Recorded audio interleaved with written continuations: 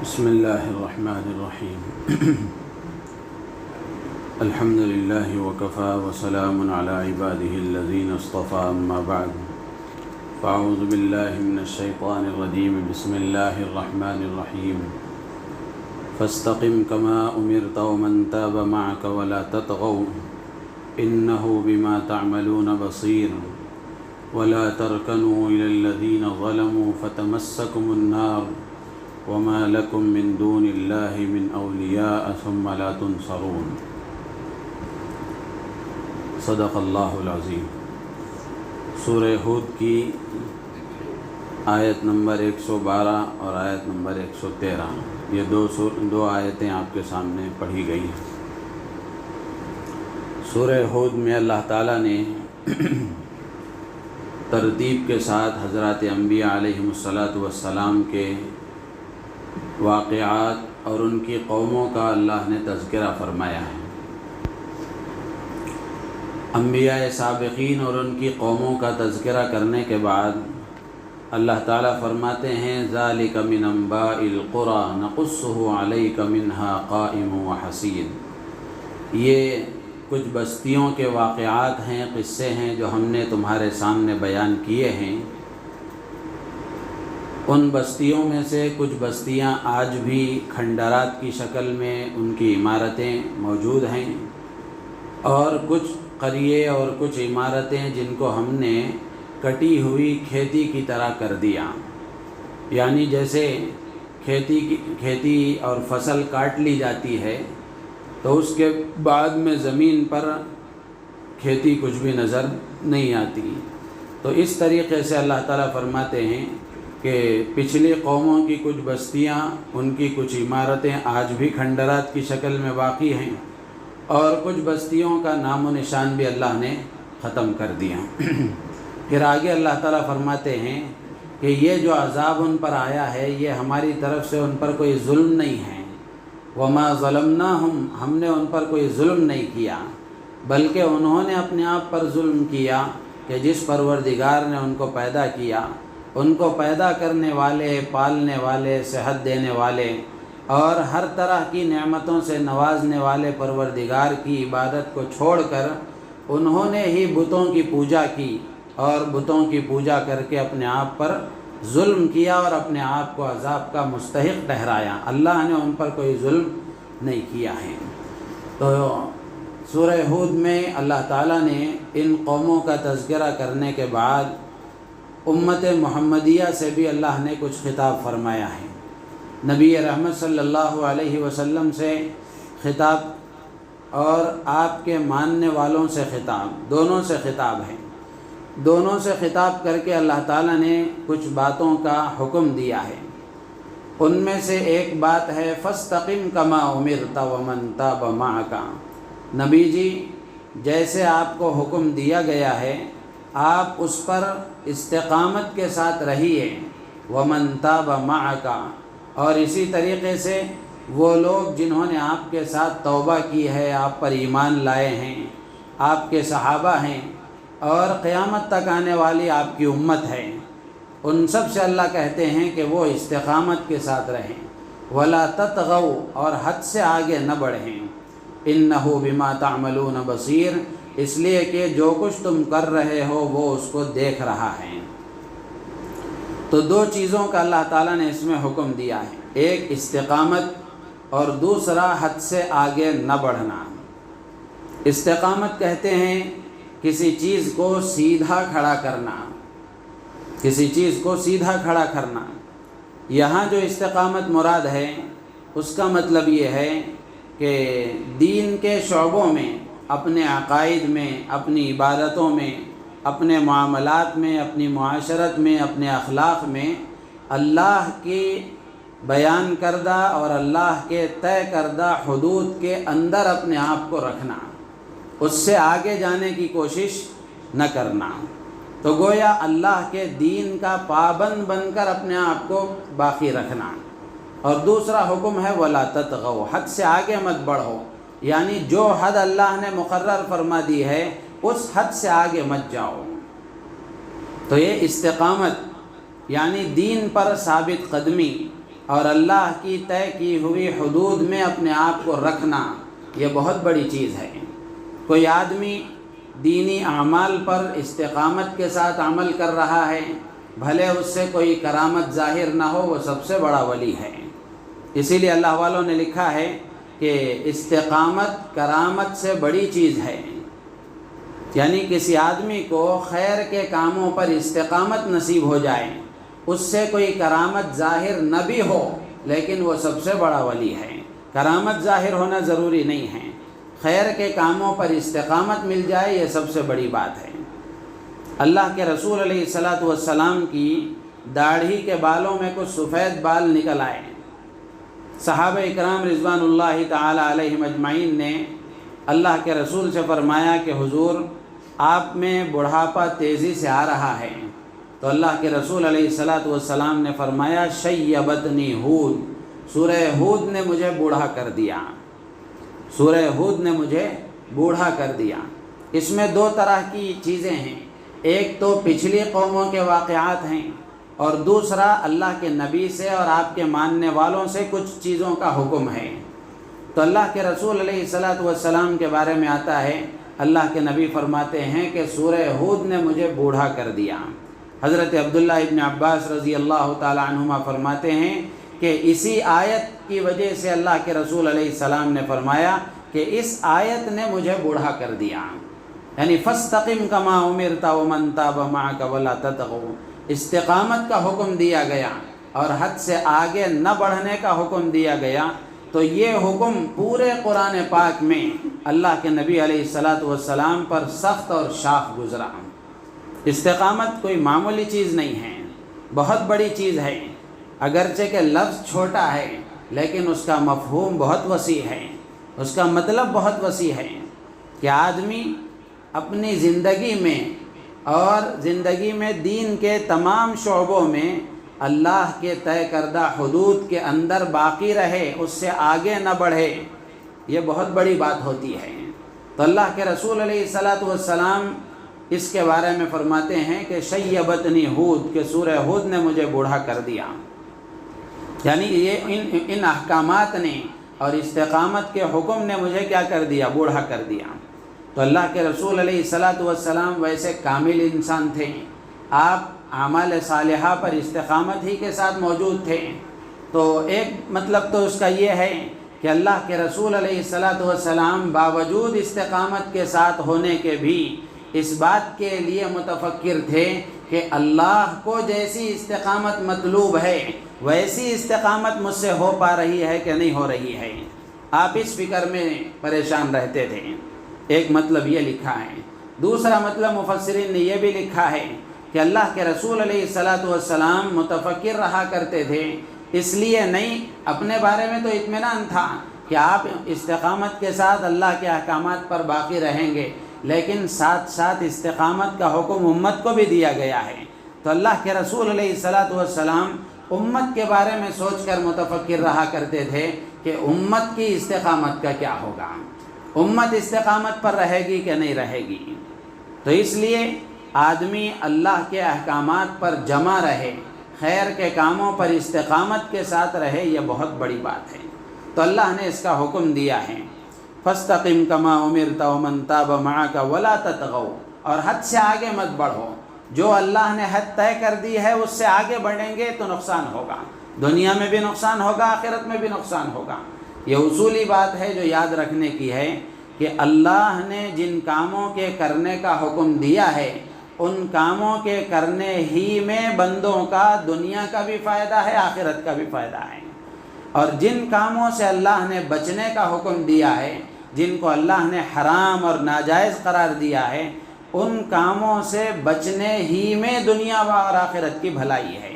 اگر بندے ان کاموں کو کریں گے اور حرام کاموں کا ارتکاب کریں گے، دنیا میں بھی پریشان ہوں گے اور آخرت میں بھی پریشان ہوں گے، دنیا میں بھی اس کا نقصان بھگتیں گے اور آخرت میں تو سزا ہے ہی۔ تو اس لیے اللہ فرماتے ہیں وَلَا تَطْغَوْا، حد سے آگے مت بڑھو۔ اب کون حد میں ہے، کون حد سے آگے بڑھ رہا ہے؟ اللہ فرماتے ہیں تم جو کچھ کر رہے ہو وہ میں دیکھ رہا ہوں، إِنَّهُ بِمَا تَعْمَلُونَ بَصِيرٌ، جو کچھ تم کر رہے ہو وہ اللہ تعالیٰ دیکھ رہا ہے۔ دوسرا حکم اللہ تعالیٰ دے رہے ہیں وَلَا تَرْكَنُوا إِلَى الَّذِينَ ظَلَمُوا فَتَمَسَّكُمُ النَّارُ، یہ بہت اہم بات ہے۔ وَلَا تَرْكَنُوا، اور تم مائل مت ہو جاؤ، مت جھکو، إِلَى الَّذِينَ ظَلَمُوا، ان لوگوں کی طرف جنہوں نے ظلم کیا، نافرمانی کی، گناہ کیا۔ فَتَمَسَّكُمُ النَّارُ، ورنہ آگ تمہیں چھو لے گی، جہنم کی آگ تمہیں لگے گی۔ وَمَا لَكُم مِّن دُونِ اللَّهِ مِنْ أَوْلِيَاءَ، اور اللہ کے علاوہ تمہارا کوئی مددگار نہیں ہوگا۔ ثُمَّ لَا تُنصَرُونَ، پھر تمہاری مدد بھی نہیں کی جائے گی۔ تو اس میں اللہ تعالیٰ نے ظالموں کے ساتھ ظالموں کی طرف جھکنے سے منع فرمایا ہے۔ مفسرین نے لکھا ہے کہ ایک مطلب تو اس کا یہ ہے کہ یہاں ظالم سے کون مراد ہیں، سب سے پہلے وہ بات طے ہو جائے کہ یہاں جو ظالم کہا گیا ہے اس سے مراد کون ہیں۔ اس سے مراد کافر ہیں، اس سے مراد فاسق اور نافرمان ہیں، اس سے مراد بدعتی ہے، دین میں نئی باتیں ایجاد کرنے والا، اہل کفر، اہل معصیت، اہل بدعت۔ ان کے بارے میں اللہ تعالیٰ فرماتے ہیں کہ ان کی طرف تم مائل مت ہو جاؤ، ان کی طرف تم مت جھکو۔ کیا مطلب ہے نہ جھکنے کا؟ بعض مفسرین فرماتے ہیں کہ تم ان کے ساتھ دوستی نہ کرو، تم ان کے ساتھ دوستی نہ کرو، کافروں کے ساتھ دوستی نہ کرو، فاسق اور گنہگاروں کے ساتھ دوستی نہ کرو، اور دین میں نئی نئی چیزیں پیدا کرنے والے بدعتیوں کے ساتھ دوستی نہ کرو۔ اب ذہن میں یہ بات آ رہی ہوگی کہ کافروں سے دوستی نہ کرنے کا حکم دیا گیا ہے، دنیا میں کیسے زندگی گزاریں گے؟ آس پاس اڑوس پڑوس میں ہمارے غیر مسلم برادران وطن رہتے ہیں، ہمارے ان سے اچھے تعلقات ہیں۔ تو یہاں مطلب یہ ہے، غلط فہمی ہو جاتی ہے، اچھی طرح یہ بات ذہن میں رکھ لینا چاہیے کہ غیر مسلموں سے تعلقات چار طرح کے ہیں۔ ایک سماجی تعلقات، سیاسی تعلقات، معاشی تعلقات، مذہبی تعلقات۔ تین تعلقات جائز ہیں، ایک تعلق جائز نہیں ہے۔ سماجی تعلقات، آپ کے پڑوس میں ہے، آپ اس کی خیر خواہی کریں، اس کی تاکید ہے، اس کا حکم ہے۔ جہاں پڑوسی کے ساتھ خیر خواہی اور پڑوسی کے خیال رکھنے کی بات آئی ہے، وہاں اللہ کے نبی نے یہ نہیں فرمایا کہ مسلمان ہو تو ہی اس کا خیال کرو، مسلمان نہیں ہے تو خیال مت کرو، پڑوسی جو بھی ہو۔ اسی طریقے سے معاشی تعلقات، بزنس کے، کاروبار کے تعلقات ہیں، اس کی بھی گنجائش ہے، اور اسی طریقے سے سیاسی تعلقات ہیں، سیاست کا معاملہ ہے، اس کی بھی گنجائش ہے۔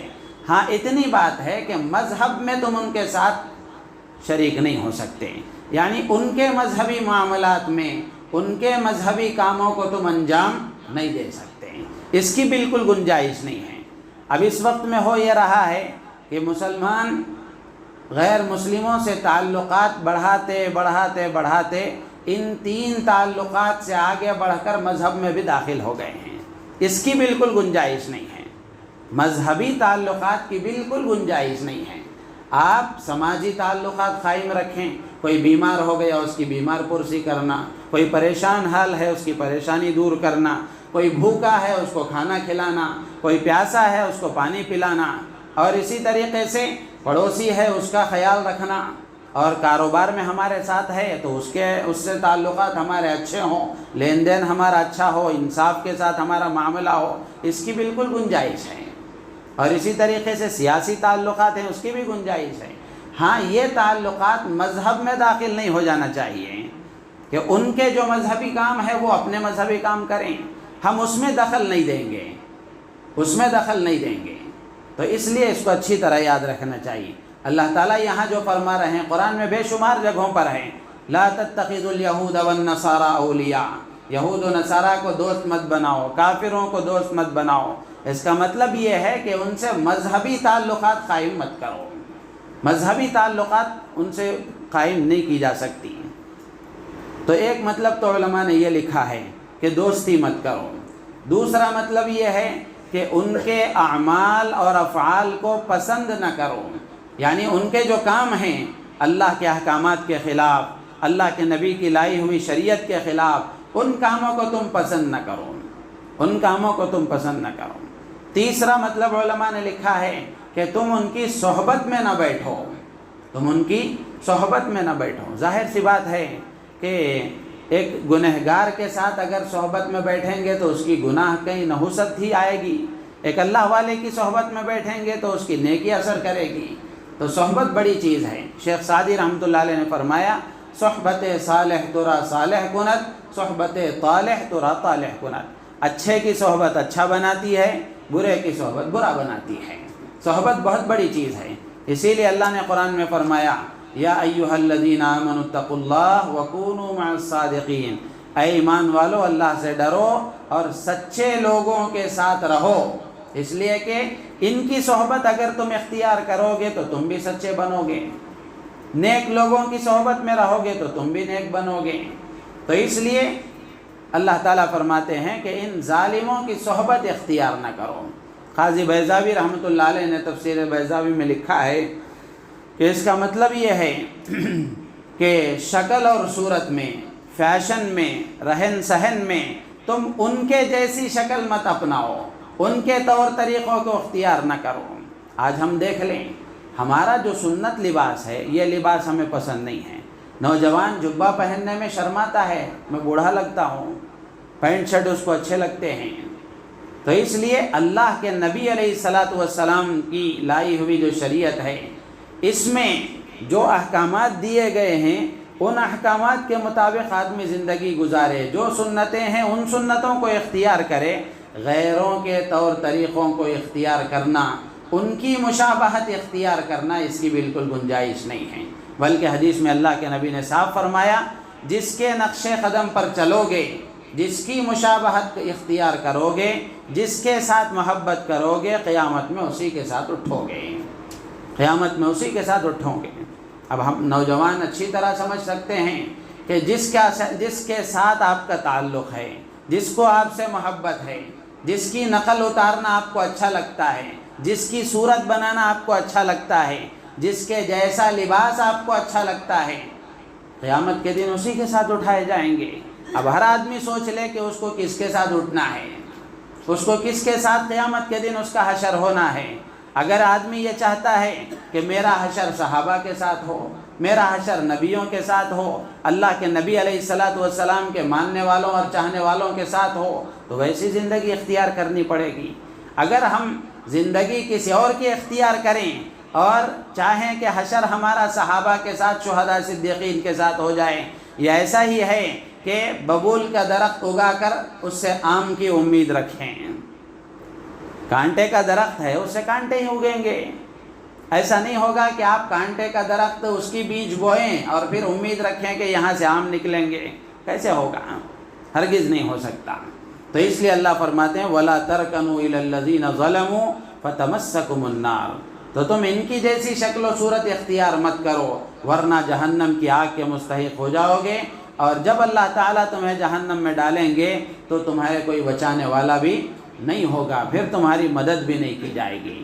تو اس لیے آج اس وقت سب سے بڑی ضرورت ہے، آج اس وقت سب سے بڑی ضرورت ہے، آپ باہر نکل کر کے دیکھیں مسلمان آپ کو نظر کہاں آتے ہیں؟ مسلمان کہتے کس کو ہیں؟ اس کا ظاہر بھی مسلمان ہو، اس کا باطن بھی مسلمان ہو۔ آج مسلمان چہرے پر داڑھی رکھنے کو تیار نہیں، سر پر ٹوپی رکھنے کو تیار نہیں، جبہ پاجامہ پہننے کو تیار نہیں، کیسا مسلمان نظر آئے گا؟ حضرت مولانا مفتی سعید احمد صاحب پالنپوری رحمۃ اللہ علیہ نے قصہ سنایا تھا۔